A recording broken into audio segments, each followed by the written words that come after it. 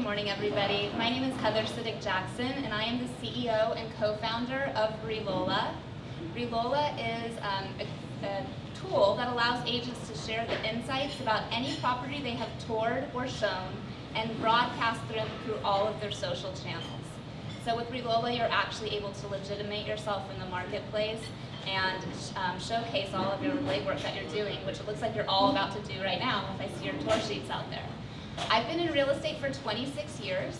I started when I was 16, and at that time I was in San Antonio, Texas, and like you, we got the updates to the MLS came out once a week and a floppy disk, so it's pretty advanced. If you wanted to show property, you had to schedule it and go pick up the keys for every listing from every brokerage that you were going to show, and then return all of the keys. So we've definitely come a long way since then, and there's a lot more that we can do now with technology to create more efficiencies in our work and to really showcase our professionalism as agents. So I'm here to talk about that today. Good morning, everyone. How's everyone doing this morning? Good. I see some familiar faces. Good to see you again. I know it's been a while. My name is Manly Don. I'm the founder and CEO of Places.me. We're an end-to-end marketplace for home sales. So what that means is that it's a transaction platform from lead to close, and our platform is catered towards agents, home buyers, and sellers. So you can interact with your clients as well as with other agents. So my background is I've been in real estate for about 12 years now. Been in not all facets, a lot of facets of the industry itself, from home selling, buying, selling, investments. 2.5 years ago, I stepped into the unknown, into the tech world. Just saw the opportunity of, how, like Jim said, what's guaranteed is the future is going to look very different. And I stepped into that space to explore what is the future going to look like for the real estate industry. So I'm here to share some thoughts today with you. Okay. So I'm going to ask you a question, and then give you a couple minutes if you want to think about it. Whoever's first to answer that question. Yeah. So let's go back to where we're at. So for the last couple of years, what do you see as, from technology, what are things that have really impacted our business that you've seen that, wow, that has created a different game changer in there? Do you guys have a couple of ideas what things have changed in that?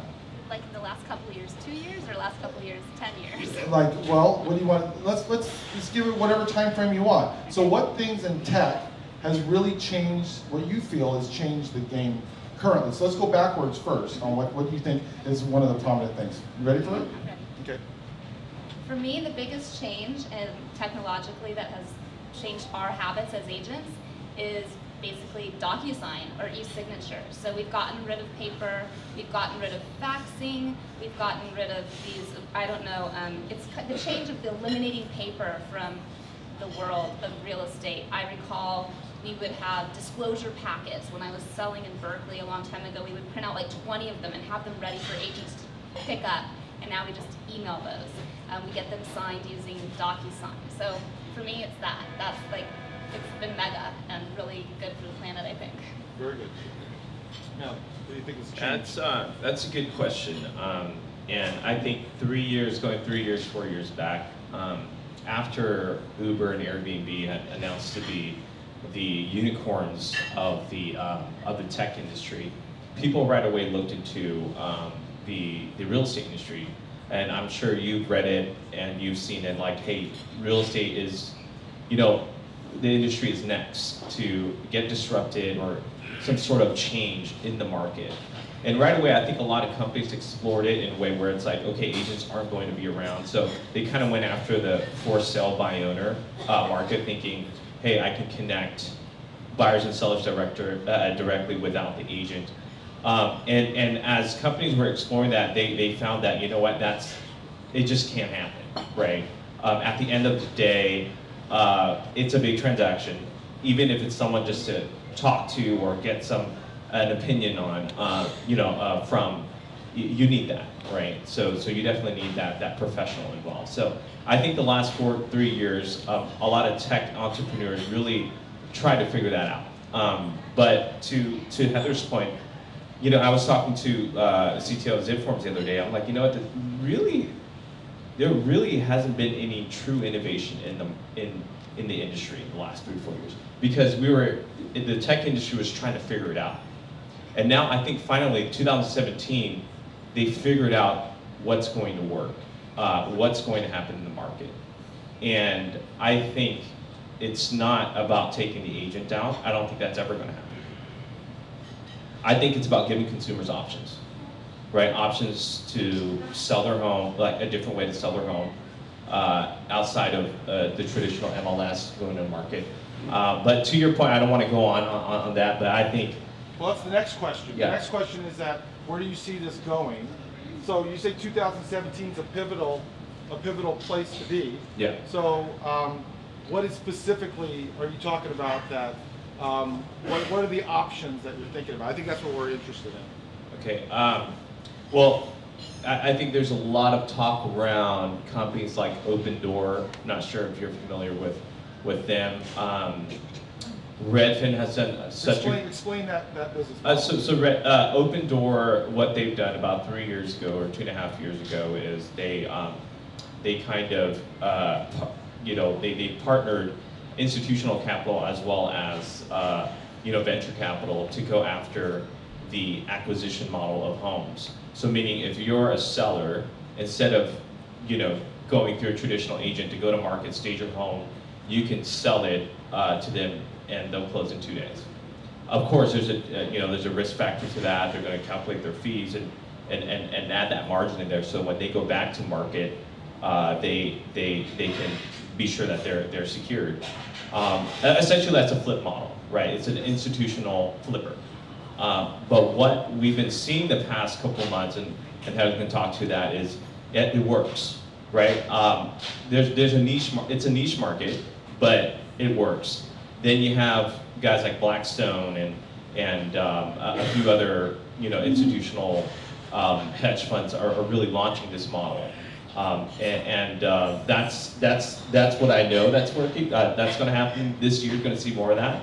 But then I'll let Heather talk on what she thinks. All right. I think that what we're going to see also, in addition to more for sort of an institutional and somewhat removed from the market approach, is the ability for agents to connect in meaningful ways using technology with their clients. So real estate is a relationship business. It's never going to change. A house is unique. Every single property is different than every single other property, and every property has different nuances that need to be understood and described to the sellers and the buyers, depending on who you're representing. And I think that what we are looking for, and what I love to see, are tools that are developed to help agents demonstrate their expertise using the technology they use in their everyday lives. So for example, I see that all of you have these paper tour sheets out there. I promise you, those are going away. Nobody needs to print that out anymore, because we're going to automate that and make that something where you have the tour as an app on your phone. It updates automatically. If you want to get your tour in, you don't have to get it in the Thursday before the Monday tour, whatever it is. You can do it 5 minutes before the tour starts, because everything will be much quicker. I don't know if anybody follows in the news, but I was with Brad Inman in New York a few weeks ago, and he was talking about compression and how all of these things that we do that take so much time, it's just going to get shorter and faster. And I think that that's what we can be really looking at, is shortening the time that it takes to get your tour ready, shortening the time that it takes to close a deal. All of these things will be aided by technology. And what I'm really excited about is shortening the time between when somebody says, I'm interested in moving, and they actually connect with an agent. I don't know how many of you are aware of the National Association of Realtors study that demonstrates that 92% of homeowners or home buyers find the house that they're going to buy online. So their agent doesn't show it to them and then they decide to buy it. They find it and then they say to their agent once they have one, hey, I want to see this house. And I'm sure all of you are familiar with this experience. Well, the thing that you probably aren't aware of is that it takes them 7 months between the time they first start looking for a house online and the time they actually connect with an agent. So what I'm very excited about is providing the opportunity to close that gap so that they connect with you faster and they find you online quicker, so that they can start that relationship with you sooner, and you get a sale going on more quickly than you do today. So I think it's all of these things that are going to shorten the time But never do I think that there's going to be a world where real estate agents aren't relevant and their services aren't absolutely necessary and critical to the success of a home purchase. So I find it kind of interesting is that sort of the dynamic. So we understand the dynamic is that the millennials are 100 million strong coming into the market, right? So they're starting to buy houses. And the baby boomers, who quite frankly, most of the wealth is sitting in their hands because they own most of the real estate, okay? They're about 75 million, okay? So it's a very different dynamic between those two different generations. The 100 million, well, basically the 75 million of baby boomers, all a bunch of huggers, want to talk to each other, you know, always interact all the time. Okay, and then what happens is the millennials are the dynamic is a bunch of texters. The face-to-face interaction is not as intense as the baby boomers. But those two have to do business because the millennials are buying the baby boomers' properties.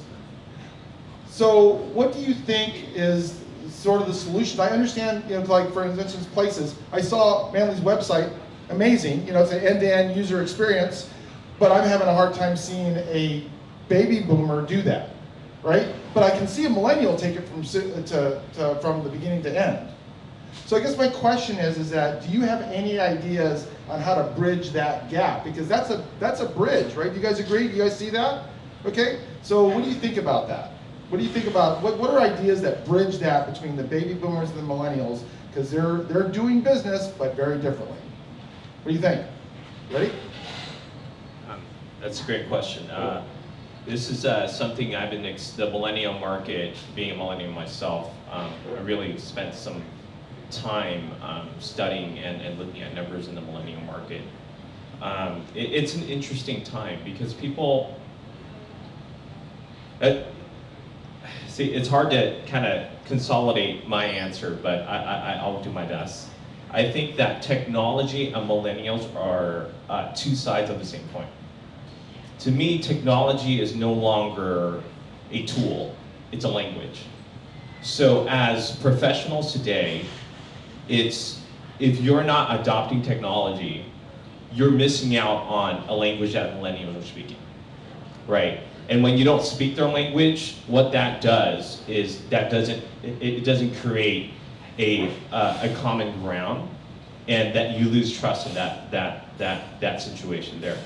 Right, so I mean, millennials trust technology more than humans. Let's be honest, right? If you need an answer to something, where do you go? Google, right? You Google everything. I mean, they're just everything's factual for them. So, anyways, how you bridge that gap? So we looked at the numbers, and 6 months ago, as when we started our company, we're like, hey, we're going to build an end-to-end marketplace for home sales, and what we realized is that, you know what, we're solving an industry problem, but we're not solving a world problem.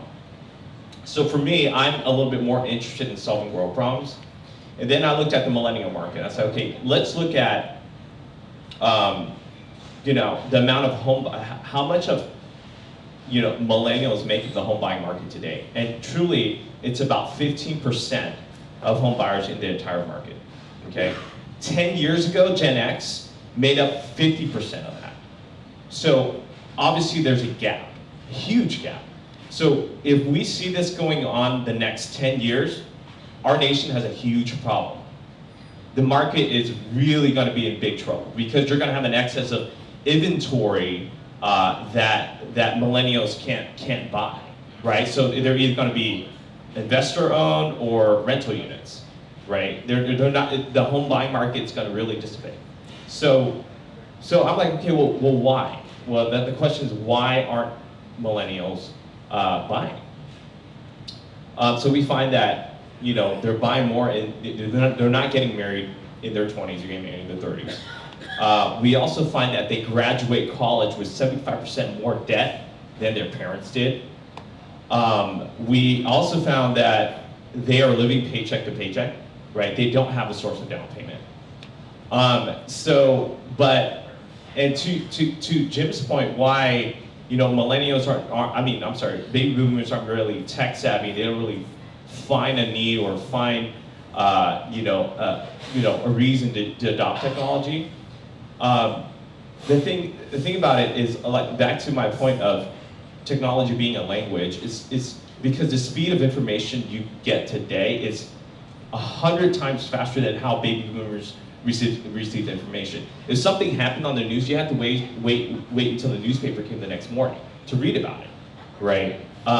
Today, if something happens, you go on social media and you see it right away, right? So the speed of information, and also the millennial generation, they're addicted to their phones, right? I think Gary Vee said that social media is the new state of the internet. So, again, there are two, we can go through just many facets of technology, but I'll let Heather. If I can make just one comment before it goes to Heather. So, just as and maybe you can disagree or agree with this, and then maybe Heather can comment on this, is I think millennials use technology as a relationship, where baby boomers use it as a pickup line. So what I mean is that I think millennials take the relationship from soup to nuts online all the way. And baby boomers will use it to create the introduction and then do a face-to-face. Would that be an accurate statement? You guys think a little bit? So I guess my question is that obviously it's a different technique on how to use that. And whether you agree with that statement, let me know if you agree with that statement, and let me know if, and it's okay to disagree. I've been wrong once, maybe twice, but if you want to go ahead and make a comment on that. I think there's a lot that's correct about that statement. But I do think that this is not an issue between millennials and baby boomers. I think this is an issue about human evolution and how we're all adapting new technology into our lives every day. And what I'm seeing is, I work with tens of thousands of real estate agents across the country using new technology, and most of those agents that we're working with are not millennials. Many of them are, but most of them aren't, and they're adapting technology very quickly. So I think humans evolve throughout their lives all along. Like all of us, for example, I was born and all we had was black and white TV and a remote control, and it was like 3 channels. So things have changed, and I've somehow managed to become a tech entrepreneur, and I'm just fine doing that. So what I see as the bridge, though, which was the question that you were asking about, is using the tools that we have, that we use in our everyday lives to connect with people, and bringing that into real estate. And so what I'm seeing working very effectively for agents is by sharing user-generated content. This is king in the internet. User-generated content is original content that you create. It gives you SEO boost, it gives you an authentic voice, it validates you as a professional. When you share user-generated content, you stand out above the rest. And this is what catches the eyes of millennials and, quite frankly, everyone. People trust user-generated content more than anything to validate a brand or a business or a professional person. This is what Yelp is all about. It's about getting that validation from users. This is what Amazon reviews are about. You can get 1,000 reviews about a user of a toaster on Amazon right now and help make your buying decision that way. Everybody uses this. And now that's available for agents and for homes. And so this is the thing. If you share your insights about properties you're touring, broadcast them through your social channels, post them on your websites, then what happens when somebody Googles you, because believe me, when somebody's interested in working with you, the first thing they do is Google you. You need to make sure that what they see validates your professionalism, right? They're not looking for, nobody's searching homes for sale San Jose anymore. People are going to Zillow, they're going to Redfin, they're going to Realtor.com. That's where they're looking for homes. They don't actually do any kind of Google search homes for sale. But when they come across an agent, anywhere they come across that agent, maybe they were referred the agent, maybe they see them in their social channel. If they're considering working with that agent, they Google that agent's name. And it is so important that what stands out is something that validates your professionalism. So that's how you find those millennials. That's the bridge. Sure. I'll give a quick answer on that. That's to some parts I agree, and some parts I disagree with that. And the reason why is because I don't think that millennials are taking technology from beginning to end and taking out the relationship factor. I think they're using technology to validate, their decision making. So let's take Tinder for instance, right? Like we were teasing about, you know what? The next generation, we call it, they won't have any more game. You know, they can't go up to a person and talk to them and kind of talk to them at a bar, right? It's either swipe left or swipe right, and then when they find someone they're interested or have something in common, then they meet up. So I think the millennials are really not allowing technology to take away the face-to-face. They're really allowing it to validate whether it's a meaningful meeting to take, and then they will take that meeting. Got it. Okay. Good. Thank you. Okay, so at this point, man, any questions? Now, don't ask what website do you use. No, come on. Something a little bit more in depth for these guys. These guys are developers. They're doing great. Because who has a question for them? No questions? You guys are still in fear? In shock? What do you got? You got something? Nope. Guys, nothing? On what the connection is with the network for the millennials? Thank you. Thank you very much. The brave soul. I don't need that. My question is, why is it that the millennials are so resistant to purchasing a home to live in, as opposed to Gen Xers?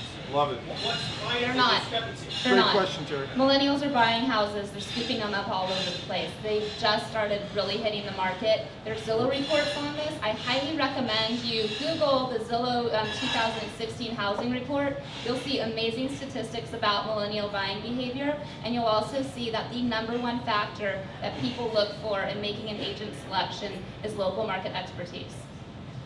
And how do they find that out? Is it just the interaction? It's like your product does that, right? My product does that. Right. It's also from reviews and ratings. Okay. So any kind of authentic feedback that they can discover about an agent online is what validates and turns a millennial into a customer for an agent. Perfect. You want to answer that? Why are they, again, can you read? So why aren't Why are they they buying? against? They Why are. are millennials? Statistically, it was said that Right. millennials make up 15% of the buyer's market, whereas the Gen Xers, the prior generation, were 50%. But there's more millennials than Gen Xers. Why the discrepancy? Well, I mean, again, to the point I made earlier was they want to buy, they just don't have the source of down payment, and their debt is just, the debt ceiling is too high. So again, that number is improving, and you'll see this year our company we are going after that millennial and down payment space. And that's really going to open up. But I mean, if you really just look at the Bay Area market, the true problem is inventory, right? Like even if you get an extra 100,000 millennial buyers today, the problem is like there's not enough inventory for them to buy. So yeah. But to answer your questions, I think it's a debt problem as well as as a down payment problem. Tell me a little bit about that. So, I want to hear. He has a solution that he's been working on for that millennial market. Talk a little bit about that. Good? Yeah, I turned it on. Good. Check. Okay. Yeah. So again, like I mentioned, we looked into the problem of why millennials aren't buying, or and why is there such a gap. So and we did a lot of tests, and again, we found that it was debt and down payment. So we partnered with institutional capital to be able to become an investor in their down payment. And so let's say if a buyer comes in, and let's say I'm a millennial, I only have 5% saved up in my 401k or whatever, I need 15% or I need 50% of the down payment to put an offer as a 20% down payment offer. We come in with the rest, and then it's not a loan, it's not a HELOC, it will be, we'll once the home sells or the refi, then that we split the equity on the appreciation on that. So yeah, that's there's some institutional capital that's doing that right now. We partner with a specific one that works well with us, and that's where we're going. Okay, before I do, I'm gonna wrap up. Thank you, Susanna.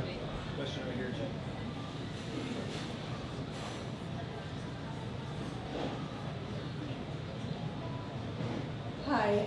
Okay, so obviously validating your professionalism is a process and it's going to take some time. What if you have someone like me that wants to tap into the market? What do you suggest would be the first step to be able to do that, to really start getting yourself out there and building that SEO? Okay. I got my Fitbit on, I got my steps. Come on, you can do it. It's going in, here we go, I'm up. All right, so you're already here. You're taking the right steps because you're here right now and you're learning. The best thing that you can do is get out there, go on tour today, and share your insights about the properties that you tour. You will so quickly rise in the market because if you use Relola, there's a map that displays everywhere you've been. So if you're trying to win business, if you're at a listing appointment or you're trying to get your sphere to refer people to you or even use you as an agent, if you have this map embedded on your Facebook page, on your own website, it instantly validates you. So if they Google you, agents who use Relola, their Facebook business page comes up in the top 3 searches if your name is Googled. Normally it's the top 1. And if you open that, you immediately see a map that says, my God, that agent was here, here, here, here, here, here, here, here, here. You can do that in 2 weeks. In 2 weeks, you could have like 30 pins on the map, showing that you're a local expert. So that's instantly solved for you, and then you can just start having the dialogue about, hey, this is what I saw, this is what I see happening in the market, I go to professional meetings, I'm very on top of things. And you don't have to explain, hey, I'm a new agent and I'm trying to figure this out. Because you look like you've got it figured out. Perfect. Manly, you got some ideas on how to get your profile up online? You know, I think real estate, especially for real estate agents, it's a perception business, right? So it's really your brand promise. Like, brand is not how you look or, you know, really your logo or whatnot. Brand is your promise to the customer. And I think that for you in this market to get into the market and want to say, hey, I want to grow, I would really think through like digitally, right? Whether it be Zillow, whether it be Trulia, really invest your money in the digital marketing and advertising world.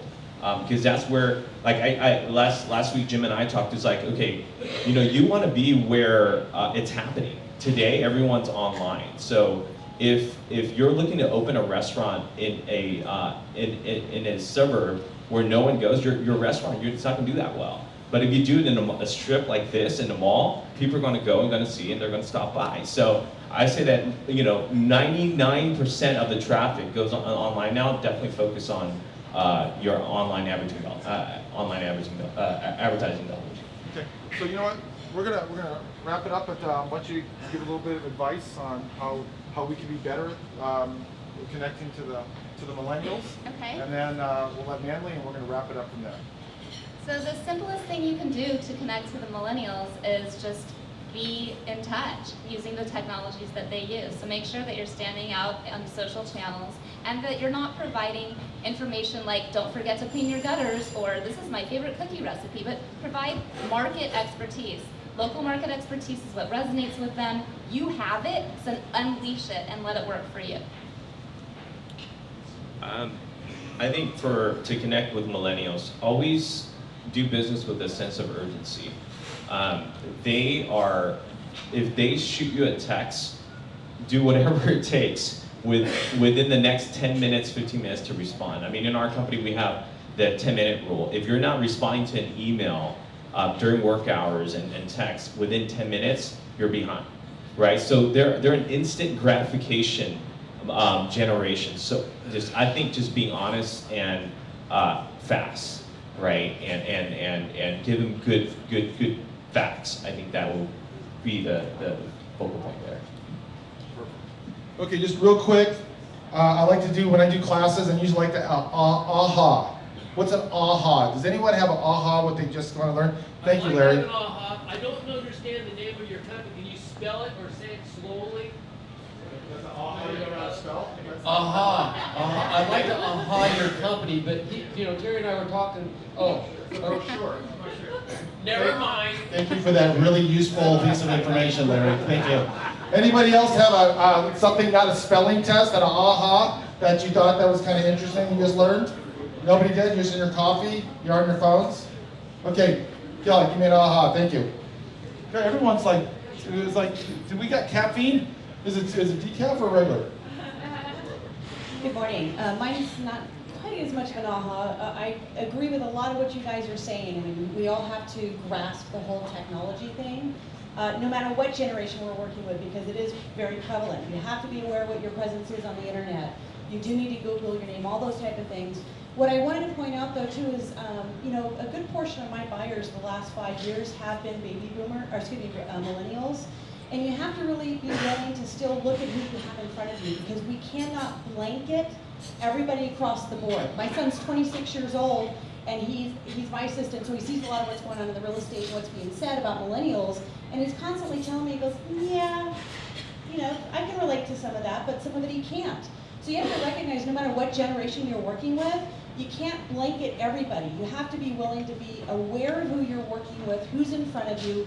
The majority of the millennials I've been working with have all come to me by referral. Now, I'm sure they went on Google and looked up who I was and what type of reputation I had and such, but they were still talking to their colleagues. They were similar work background, similar age group, similar characteristics, what they were looking for, and they still looked for a referral or recommendation from people that they know and they trust, and they do go to the internet and look at things, so you do need to keep that stuff up to date and be aware of what's going on. You do need to be tech savvy, you do need to respond. I think that's applying now more now to any generation, even with baby boomers, is because they're used to using text and things like that. So I'm in agreement with a lot of what you guys said, but I think we really need to pay attention to who's in front of us and how those people are operating. Ask them how they want to communicate. Do they want text? Do they want email? Do they prefer phone? Because no matter what generation, they all still have their preference. And so we want to make sure that we're fitting those clients' needs based on their preference. That's my 2 cents. That's great, Kelly. You know what? Who when they do an interview with somebody, and they do a seller or buyer interview, ask how do you want to be communicated with? That's like a huge question, guys. That's a huge question. And Kelly hits it right on the spot that ask people out there. So anyway, I want to wrap this up. I want a big hand for our guests. Thank you so much. Could you guys hang